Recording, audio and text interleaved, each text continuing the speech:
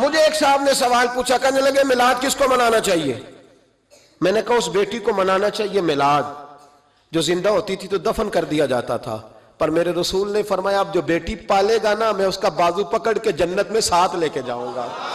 میں نے کہا میلاد اس ماں کو منانا چاہیے جس کا بیٹا گلے میں رسی ڈال کے ماں کو منڈی میں بیچ آتا تھا۔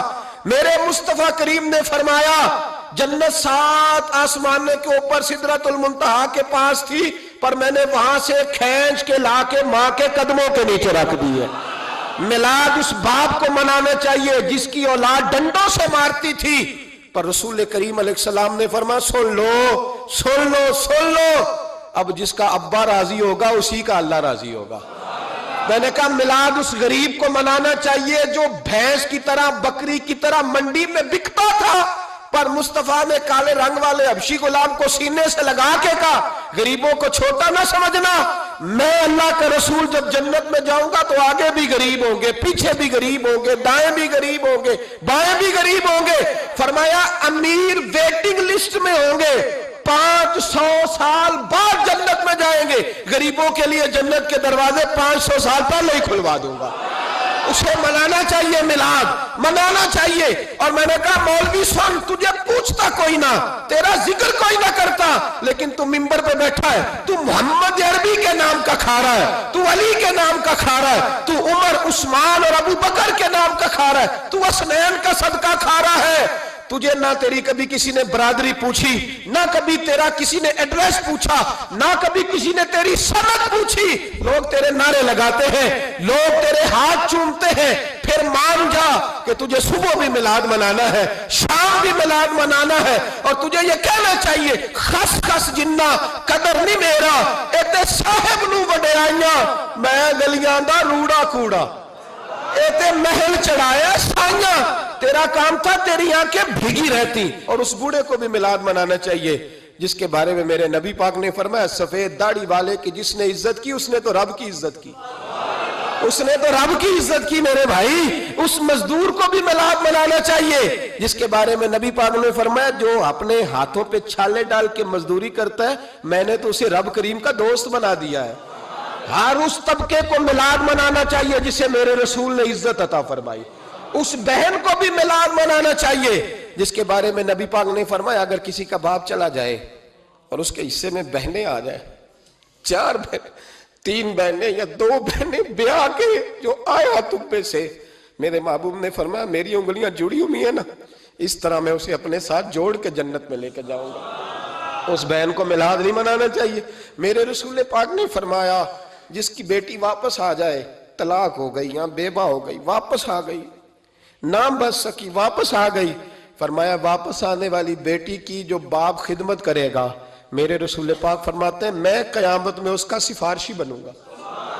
تو اس بیوہ کو اور طلاق یافتہ کو میلاد نہیں منانا چاہیے، وہ اس رسول کا ذکر نہیں کرے گی جس نے اتنا درجہ دے دیا، اتنا نواز دیا، اور تجھے تو صبح و شام میلاد کرنا چاہیے تھا، تجھے تو صبح و شام درود کرنا چاہیے تھا، سلام کے گجرے بھیجنے چاہیے۔ یا رسول اللہ کہتے تیری زبان جو ہے وہ ہر وقت تر رہنی چاہیے تھی، تو بحث کر رہا ہے، تو اس پہ دلیلیں دے رہا ہے، تو اس پر باتیں کر رہا ہے۔ حضرت عمر سے پوچھنا، حضرت عمر سے، جناب اسامہ بن زید رضی اللہ تعالیٰ عنہ حضور کے غلام تھے، نبی پاک ان سے بڑا پیار کرتے تھے۔ ایک جنگ میں پیسے آئے تو حضرت عمر فاروق رضی اللہ تعالیٰ عنہ نے 25,000 دیا اپنے بیٹے کو، اور اسامہ بن زید کو 50,000 دینار دیے۔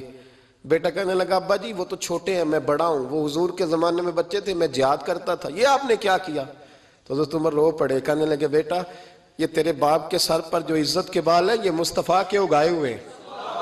یہ نبی پاک، اسامہ سے نبی پاک کا پیار بڑا تھا، حضور کی محبت بڑی تھی۔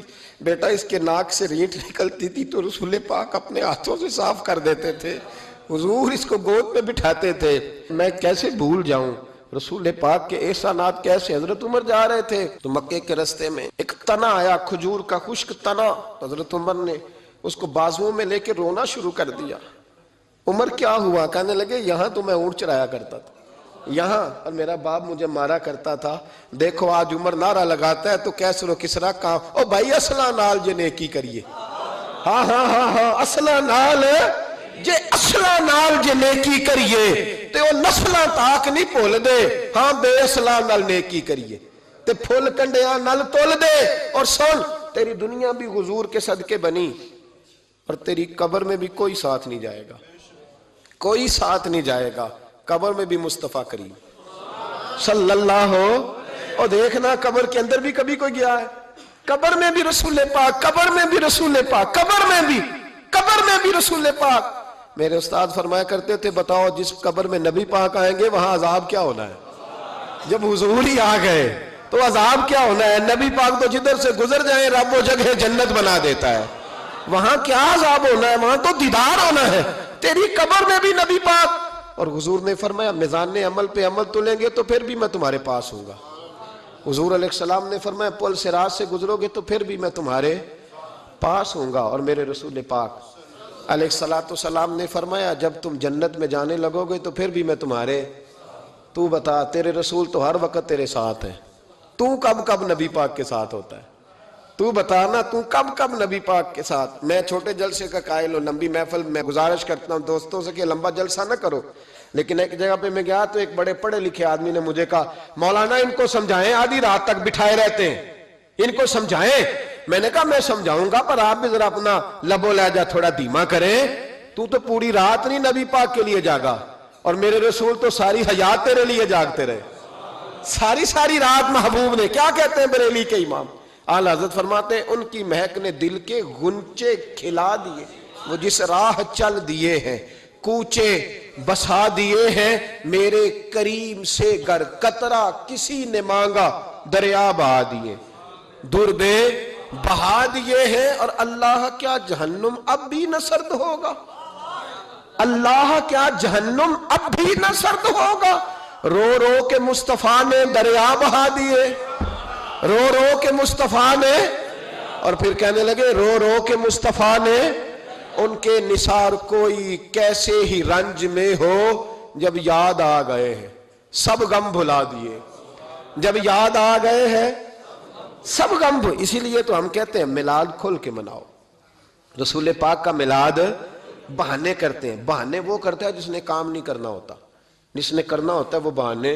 اعلیٰ حضرت نے جو پروگرام دیا وہ بڑا لمبا چوڑا ہے, کب تک کا تجھے کیا بتایا. اعلیٰ حضرت فرما گئے حشر تک ڈالیں گے ہم, حشر تک ڈالیں گے ہم پیدائش مولا کی دھوم, اور مثل فارس نجد کے قلعے گراتے جائیں گے اور خاک ہو جائیں عدو جل کر, مگر ہم تو رضا دم میں جب تک دم ہے ذکر ان کا سناتے جائیں.